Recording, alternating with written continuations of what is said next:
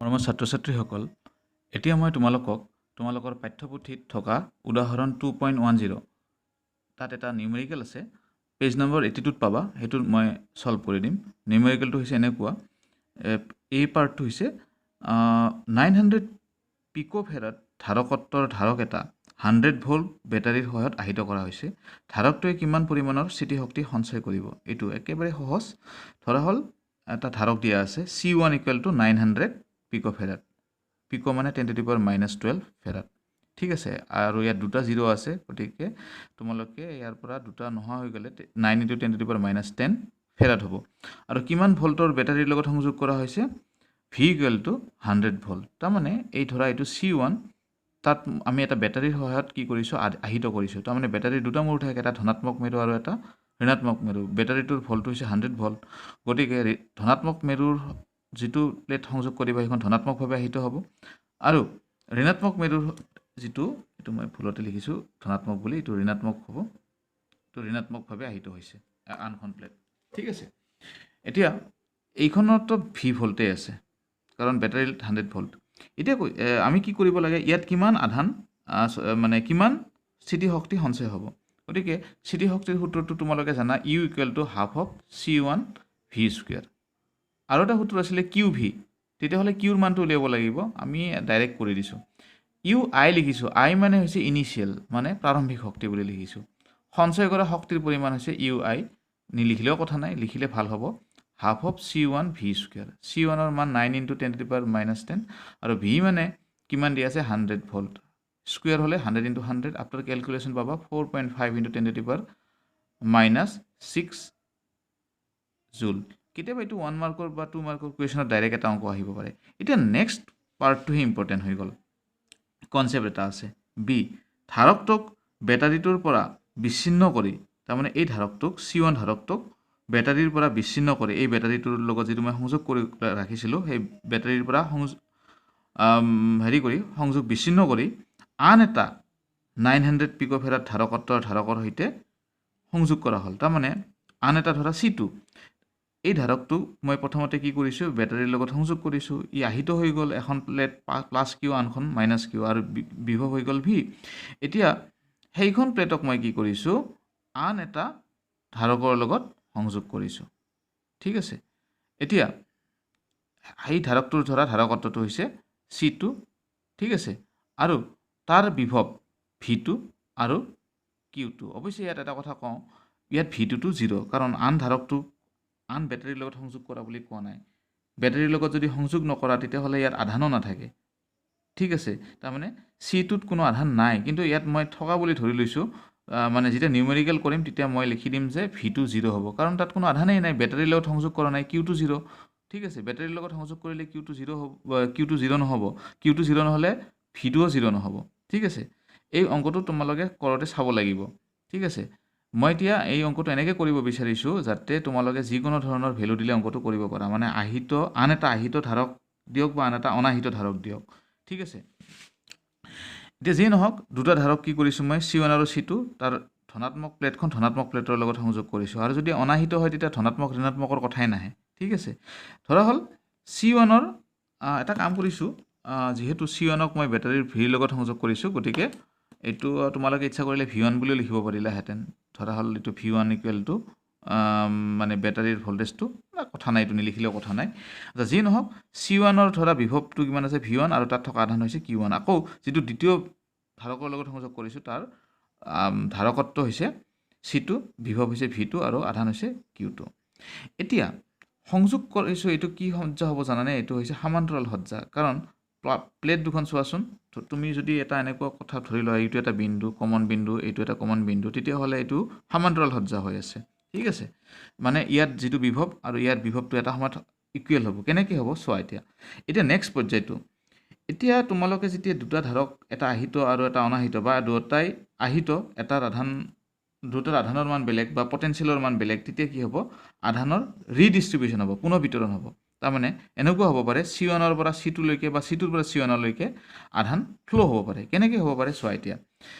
এতিয়া ধৰা মই কৈছোঁ বোলে V1 আৰু V2, ধৰা V1 গ্ৰেটাৰ, মানে ধৰা এইখন প্লেটৰ বিভৱ V1 আৰু এইখন প্লেটৰ বিভৱ V2 ধৰা হ'ল ইয়াৰ আধানৰ মানটো মানে ইয়াৰ বিভৱটো বেছি আছে ধনাত্মক বিভৱটো আৰু ইয়াৰ ধনাত্মক বিভৱটো কম আছে তাৰমানে ইয়াত কি হ'ব পাৰে এটাৰ পৰা আনটোলৈ তোমালোকৰ আধানৰ ফ্ল' হ'ব পাৰে আধানৰ ফ্ল' মানে ইলেক্ট্ৰন এটাৰ পৰা আনটোলৈ যাব পাৰে গতিকে এটা সময়ত কি হ'ব আধান যেতিয়া ফ্ল' হ'ব কেতিয়ালৈকে ফ্ল' হ'ব যেতিয়ালৈকে বিভৱ একে নহয় তাৰমানে এই V1 আৰু V2ৰ মানটো কি হ'ব লাগিব একে ধৰা V1 = V2 = কি হ'ব লাগিব V' ঠিক আছে তেতিয়াহ'লে কি হৈ যাব C1 আৰু C2ৰ বিভৱটো এটা সময়ত কি হ'ব আধানৰ ৰিডিষ্ট্ৰিবিউশ্যনৰ কাৰণে পুনঃ বিতৰণৰ কাৰণে কি হ'ব আধানৰ বিতৰণৰ কাৰণে এটা সময়ত আধানৰ ফ্ল'টো ৰৈ যাব যেতিয়া বিভৱটো একে হ'ব তেতিয়াহ'লে আধানৰ ফ্ল' নহয় এনেকুৱা হ'ব পাৰে মই এটা উদাহৰণ দিছোঁ ধৰা এইখন ঋণাত্মকভাৱে আহিত প্লেট এইখনো ঋণাত্মকভাৱে আহিত প্লেট ইয়াত বেছিকৈ ঋণাত্মক আধান আছে আৰু তুলনাত ইয়াতকৈ ধৰা এইখনতকৈ তেতিয়া কি হ'ব যিহেতু ইয়াত বিভৱটো বেছি আছে তেতিয়া কি হ'ব ইলেক্ট্ৰনবিলাক ইয়ালৈকে ফ্ল' হ'ব ঠিক আছে ইলেক্ট্ৰন এইটো দিশত ফ্ল' হ'ব মানে এইটো দিশত কাৰেণ্ট ফ্ল' হ'ব ঠিক আছে কেতিয়ালৈকে ফ্ল' হ'ব ইলেক্ট্ৰনবিলাক এইখন প্লেটৰ পৰা এইখন প্লেটলৈ যেতিয়ালৈকে বিভৱ একে নহয় তাৰমানে V1 = V2 নহয় ধৰা V1 = V2 = V'। মুঠতে এই প্ৰচেছটো পজিটিভ প্লেটতো হয় ঋণাত্মক প্লেটতো হয় মানে পজিটিভ প্লেটৰ মাজত ইলেক্ট্ৰনৰ বিতৰণ হ'ব তাৰমানে যিখন আটাইতকৈ বেছি ডেফিচিয়েঞ্চি হৈ আছে পজিটিভ তাত লৈ কি হ'ব ইলেক্ট্ৰন ফ্ল' হ'ব তাৰপিছত কি হ'ব এটা সময়ত গৈ পিনে আধানৰ পৰিমাণ চেঞ্জ হ'ব ইয়াত কিয় চেঞ্জ হ'ব কাৰণ আধানৰ ৰিডিষ্ট্ৰিবিউশ্যন হ'ব ইয়াৰ পৰা আধান ইয়ালৈ যাব পাৰে বা ইয়াৰ পৰা ইয়ালৈ যাব পাৰে নিৰ্ভৰ কৰিব বিভৱ ক'ত বেছি আছে মুঠতে এটা কথা মনত ৰাখিবা যে যেতিয়া দুটা ধাৰক তোমালোকে সংযোগ কৰা এটা আহিত আনটো অনাহিত বা দুটাই আহিত কিন্তু বিভৱটো যদি বেলেগ বেলেগ হয় তেতিয়াহ'লে আধানৰ পুনঃ বিতৰণ হয় তাৰ ফলত কি হ'ব প্ৰথম অৱস্থাত যদিও বিভৱ V1 V2 আছে কিন্তু অলপ সময়ৰ পিছতে ফ্ৰেকশ্যন অফ ছেকেণ্ডৰ ভিতৰতে কি হৈ যাব বিভৱটো V1 = V2 = কি হৈ যাব V'। তাৰমানে এইটো কোৱা হয় সাধাৰণ বিভৱ বা কমন পটেঞ্চিয়েল ঠিক আছে আৰু আধানৰ মানটো কিন্তু চেঞ্জ হৈ যাব কাৰণ ৰিডিষ্ট্ৰিবিউশ্যন হৈ গ'ল নহয় আধানটো একে নাথাকে ক'ৰবাত কমিব ক'ৰবাত বাঢ়িব ধৰা Q1ৰ মানটো হৈ গ'ল Q1' আৰু Q2ৰ মানটো হৈ গ'ল Q2'। এই ডায়েগ্ৰামটো যদি বুজি পোৱা বাকীখিনি সহজ কথা হৈ গ'ল এতিয়া আমি এক্সামত তোমালোকে লেংগুৱেজ কম লিখিলেও হ'ব এতিয়া চোৱা স্থিৰ অৱস্থাত এইটো জাষ্ট কিতাপত বাক্যটো লিখিছোঁ কিন্তু প্ৰচেছটো মই বেলেগকৈ কৰিছোঁ কিতাপত অলপ বেলেগকৈ কৰিছে বাট কিতাপৰ অংকটো কিন্তু এটা প্ৰব্লেম আছে সেইটো দেখাত সহজ যেন লাগিলেও কিছুমান ক্ষেত্ৰত কৰিব নোৱাৰিবা সেইটো প্ৰচেছ দি মই যিটো প্ৰচেছত কৈছোঁ তেতিয়া ভাল হ'ব যিকোনো ধৰণৰ নিউমেৰিকেল কৰাত স্থিৰ অৱস্থা মানে এইটো অৱস্থা দেই এইটো স্থিৰ অৱস্থা নহয় ঠিক আছে স্থিৰ অৱস্থাত দুয়োটা ধাৰকৰ ধনাত্মকভাৱে আহিত পাত দুখন এই দুখন পাত দুয়োটা ধাৰকৰ ধনাত্মকভাৱে আহিত পাত দুখন সমবিভৱ সম্পন্ন হয় ধৰা এইটো V' হৈ গ'ল এইটো V' হৈ গ'ল আগতে V1 আৰু আনটোত V2 আছিলে ঠিক সেইদৰে ঋণাত্মক পাত দুখনো সমবিভৱ সম্পন্ন হৈ গ'ল V' হৈ গ'ল ধৰা হ'ল সাধাৰণ বিভৱ ভেদ ইংৰাজীত কোৱা হয় কমন পটেঞ্চিয়েল ডিফাৰেঞ্চ V' হয় ঠিক আছে তেনেহ'লে V' এতিয়া চোৱা নেক্সট কথাটো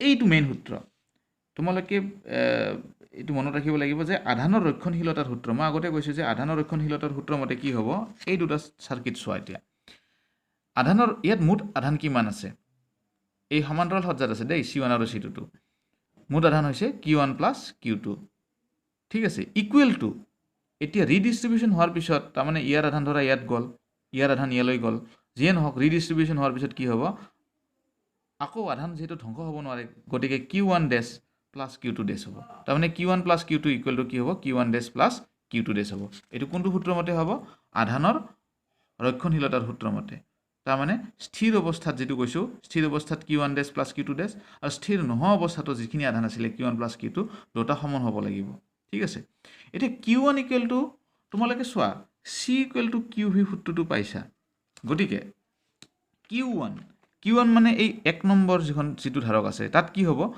Q1 = কি হ'ব Q1 হ'ব C1 V1 ঠিক সেইদৰে Q2 = কি হ'ব C2 V2 Q1 = কি হ'ব ইয়াত চোৱা Q1 = সূত্ৰমতে C1 V1 আৰু Q2 = C2 V2 হৈ যাব ঠিক আছে ঠিক সেইদৰে Q1' কিমান হ'ব Q1' সূত্ৰমতে CV হয় C1 V' ঠিক সেইদৰে Q2' কি হ'ব C2 V' ঠিক আছে এতিয়া ইয়াত V' কমন আছে গতিকে V' কি হৈ যাব C1 V1 + C2 V2 / C1 + C2 বহুত কিতাপত ডাইৰেক্টলি সূত্ৰটো দিয়া আছে, এনেকৈ কৰিলে ভাল, ঠিক আছে, আধানৰ ৰক্ষণশীলতাৰ সূত্ৰৰ মতে। এতিয়া আমাক বি পাৰ্টটো দিছে যে তন্ত্ৰটোত সঞ্চিত স্থিতিশক্তি কিমান। তাৰমানে আমি যদি C1ক C2ৰ লগত সংযোগ কৰোঁ তেতিয়াহ'লে মুঠ শক্তি কিমান হ'ব। তে মুঠ শক্তিটো কি হ'ব, তোমালোকে জানাই ইউ ইজ ইকুৱেল টু সূত্ৰটো এটাই, ইউ ইকুৱেল টু হৈছে হাফ অফ CV স্কুৱেৰ। এতিয়া যিটো তন্ত্ৰ হৈছে, এতিয়া চোৱা তন্ত্ৰ মানে ইয়াত তোমালোকে চাব পাৰা তন্ত্ৰটো হৈছে এইটো লাষ্টত, এই তন্ত্ৰটো এই মানে C1 আৰু C2 লগ লাগি তন্ত্ৰটো হৈছে, ছিষ্টেমটো হৈছে। এতিয়া চোৱা C1 আৰু C2 তন্ত্ৰটো এটা সমান্তৰাল সজ্জাত আছে, গতিকে সমান্তৰাল সজ্জাত হ'লে ইকুইভেলেণ্ট অৰ্থাৎ সমতুল্য মানে ইয়াৰ ধাৰক কিমান হ'ব C1 প্লাছ C2। গতিকে চিৰ ঠাইত আমি কি লিখিছোঁ C1 half of C1 plus C2। আকৌ ভি মানে কিমান, দুয়োটাৰে বিভৱভেদ একে, তাৰমানে যদি তুমি এইটো পইণ্ট আৰু এইটো পইণ্ট ধৰা, ইয়াত যদি বিভৱ ভি ডেছ হয় ইয়াতো বিভৱটো ভি ডেছেই হ'ব, গতিকে ইকুইভেলেণ্টটোৰো কি হ'ব, মানে এই দুটাত ইকুইভেলেণ্টটো কি হ'ব ভি ডেছেই হ'ব, গতিকে ভি ডেছ স্কুৱেৰ হ'ব, মানে ভিৰ ঠাইত কি লিখিছোঁ ভি ডেছ স্কুৱেৰ, মানে সাধাৰণ বিভৱটো লিখিছোঁ। এইটো সূত্ৰৰ পৰা আহিছে, গতিকে V dash is equal to এইটো হৈ যায়, এটা হোল স্কুৱেৰ আহি যাব, আৰু ইয়াৰ পৰা এটা হোল স্কুৱেৰ থাকিলে এটা C1 প্লাছ C2 ইয়াৰ পৰা কেঞ্চেল হৈ যাব, 2 থাকি গ'ল, C1 plus V1 plus C2 V2 whole square, ঠিক আছে, C1 V1 plus C2 V2 whole square আহি গ'ল। এতিয়া এটা কথা হৈ গ'ল, দ্বিতীয় যিটো আমাক ধাৰক দিয়া আছিলে C2, তাৰ যিহেতু আধান নাই, গতিকে তাত V2 0, ঠিক আছে, তাৰমানে যিহেতু Q2 0 therefore V2 0, গতিকে আমি এনেকৈ লিখিব পাৰোঁ, এই টাৰ্মটো আমাৰ V2 0 হ'লে এই টাৰ্মটো 0 হৈ যাব, গতিকে C1ৰ মান 900 পিকো মানে 10⁻12, V1 মানে 100 হোল স্কুৱেৰ। আফটাৰ কেলকুলেশ্যন অকল গোটেইখিনি ভেলু যদি পুট কৰি দিয়া তোমালোকে পাবা 2.25 ইনটু 10⁻6 জুল। গতিকে C1 আৰু C2ক সংযোগ কৰিলে তোমালোকে চাব পাৰা UF অৰ্থাৎ ফাইনেল এনাৰ্জিটো অকণমান কমি গৈছে, আধা হৈ গৈছে, চাব পাৰাচোন তোমালোকে, আগতে আছিল 4.5, এতিয়া হৈ গৈছে তাৰ আধা 2.25, আৰু অৰ্ডাৰটো হৈছে 10⁻6, তাৰমানে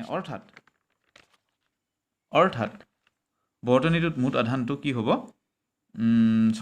অৰ্থাৎ এনেকৈ চাব পাৰা, অৰ্থাৎ U1 গ্ৰেটাৰ দেন UF, তাৰমানে কি হৈছে আমাৰ শক্তিৰ অপচয় হৈছে, তাৰমানে প্ৰাৰম্ভিক অৱস্থাত যিটো শক্তি আছিলে স্থিতি শক্তি পিছত সংযোগ কৰাৰ পিছত কমি গ'ল, এই শক্তিৰ অপচয়ৰ সূত্ৰটো কি হ'ব, প্ৰাৰম্ভিক শক্তি মাইনাছ ইনিচিয়েল শক্তি যিটো স্থিতি শক্তি আছে মাইনাছ ফাইনেল শক্তি স্থিতি শক্তি, বিয়োগ কৰি দিলে কি পাবা 2.25 ইনটু 10⁻6, তাৰমানে শক্তি আধা হৈ গ'ল। এতিয়া কেতিয়াবা প্ৰশ্ন আহে, এইটো তোমালোকৰ কুৱেশ্যনটোত নাই, শক্তিৰ অপচয় কিমান হ'ল সেইটো নাই, কিন্তু এইটো কৰি দিয়াটো ভাল হ'ব, আৰু কেতিয়াবা আহেই শক্তিৰ অপচয়টো আহেই, বহুত এক্সামত অহা দেখা যায়, এইটো আহিলে এনেকৈ কৰিব লাগিব, ঠিক আছে।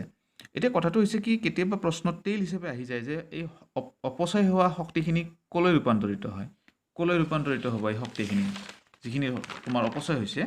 এতিয়া চোৱা, মই এটা কথা কৈছিলোঁ যে C1 আৰু C2ক যেতিয়া তুমি সংযোগ কৰিবা তেতিয়া আধানৰ ৰিডিষ্ট্ৰিবিউশ্যন হয়, তাৰমানে আধান এখন প্লেটৰ পৰা ঋণাত্মক প্লেটৰ পৰা আন এখন ঋণাত্মক প্লেটলৈ, বা ধনাত্মক প্লেটৰ পৰা আন এখন ধনাত্মক প্লেটলৈ, ঠিক আছে, মুঠতে এখন প্লেটৰ পৰা আন এখন প্লেটলৈ কি হ'ব, আধানৰ অলপ সময়ৰ কাৰণে নেনো ছেকেণ্ড বা পিকো ছেকেণ্ড যি কোৱা তোমালোকে, অলপ সময়ৰ কাৰণে কি হ'ব, আধানৰ ফ্ল' হ'ব এটা দিশৰ পৰা আন এটা দিশলৈ তাঁৰডালৰ মাজেৰে, এখন প্লেটৰ পৰা আন প্লেটলৈ, গতিকে আধান ফ্ল' হোৱা মানে কাৰেণ্ট ফ্ল' হ'ব, কাৰেণ্ট ফ্ল' হ'লে কি হয়, কাৰেণ্টে তাপ উৎপন্ন কৰিব, ইয়াত তাপ শক্তিলৈ ৰূপান্তৰিত হ'ব, আৰু বিদ্যুৎ চুম্বকীয় তৰংগলৈ ৰূপান্তৰিত হ'ব। গতিকে পৰীক্ষাত যদি কিবা কাৰণত আহে যে মানে অপচয় হোৱা শক্তিখিনি কি শক্তিলৈ ৰূপান্তৰিত হয়, তেতিয়া লিখিবা যে তাপ শক্তি আৰু বিদ্যুৎ চুম্বকীয় শক্তিলৈ ৰূপান্তৰিত হয়, ঠিক আছে।